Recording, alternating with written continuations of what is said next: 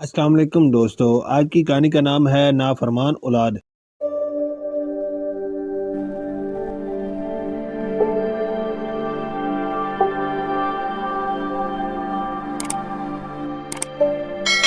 پرانے وقتوں کی بات ہے کہ راجیر پور گاؤں میں ایک عورت رہتی تھی جس کا نام رخسانہ تھا۔ اس عورت کا ایک بیٹا تھا جس کا نام اسد تھا اور وہ بہت ہی خوشی کی زندگی گزار رہے تھے کہ اچانک ایک دن رخسانہ کا خاوند ایک حادثے میں فوت ہو گیا۔ اس وقت اسد 6 سال کا تھا۔ رخسانہ کا خاوند ان دونوں ماں بیٹے کے لیے روزی کا ذریعہ تھا، لیکن اب رخسانہ اور اس کا بیٹا دونوں مفلسی کی زندگی گزارنے لگے۔ رخسانہ اپنے بیٹے کو اچھا کامیاب شخص بنانا چاہتی تھی، اس لیے اس نے خود محنت مزدوری کرنا شروع کر دی۔ اس نے اسد کا داخلہ ایک بہت ہی اچھے اسکول میں کروایا۔ پھر وقت گزرتا گیا اور 20 سال کے بعد اس کا بیٹا اسد ایک کامیاب انجینئر بن گیا۔ اب ان کے پاس اللہ کا دیا سب کچھ تھا اور اس عورت نے اپنے بیٹے کی شادی بھی کر دی تھی۔ شادی کے بعد اسد پہلے جیسا نہ رہا۔ اسد نے اپنی ماں سے برا سلوک کرنا شروع کر دیا۔ اب رخسانہ کافی بوڑھی ہو چکی تھی اور اسد نے اس کا صحیح سے خیال نہ رکھا، نہ ہی اسے وقت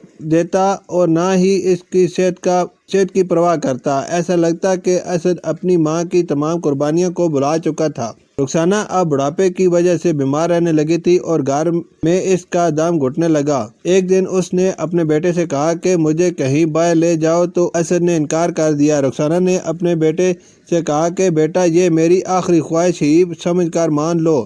اس پر اسد رضامند ہو گیا۔ پھر وہ اپنی ماں اور بیوی کو فارم ہاؤس لے گیا۔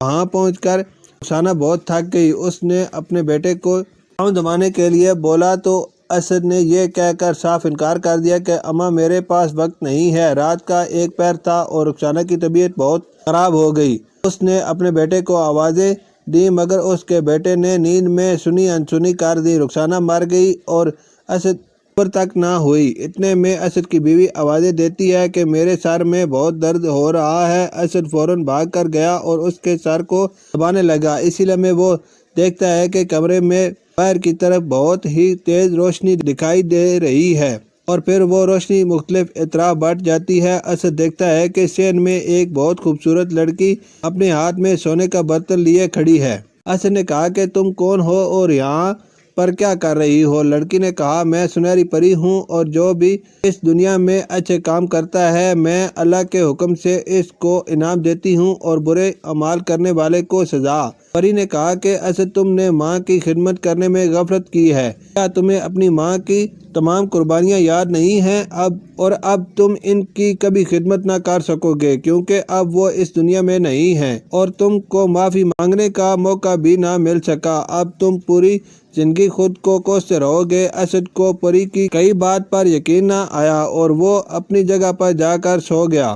اسد نے صبح اٹھ کر ماں کو جگایا تو وہ مر چکی تھی۔ اس نے سوچا کہ پری ٹھیک کہہ رہی تھی۔ اسد کو اپنی غلطی کا احساس ہو گیا اور اب اس کو کہیں سکون نہ آتا۔ اس واقعے کے 10 دن بعد پری دوبارہ اس کے خواب میں آئی اور کہا کہ تم خوش قسمت ہو، اسد تمہاری ماں نے تمہیں معاف کر دیا ہے اور یاد رکھو زندگی میں کبھی موقع ملے تو دوسروں کی خدمت کرنا۔ اسد اپنی ماں کو ہر وقت یاد کرتا رہتا اور خود کو کوستا رہتا کہ میری ماں کتنی رحم دل عورت تھی کہ اس نے مجھے معاف کر دیا۔ کوئی بھی والدین اپنی اولاد کو دکھ میں نہیں دیکھ سکتا۔ دوستو یاد رکھو کہ والدین کی خدمات سے بڑھ کر دنیا میں کوئی چیز نہیں ہے اور اپنی آنکھوں کو کھولو اس سے پہلے کہ تمہارے ماں باپ کی آنکھیں بند ہو جائیں۔ والدین کی خدمت ایک عبادت ہے۔ شکریہ۔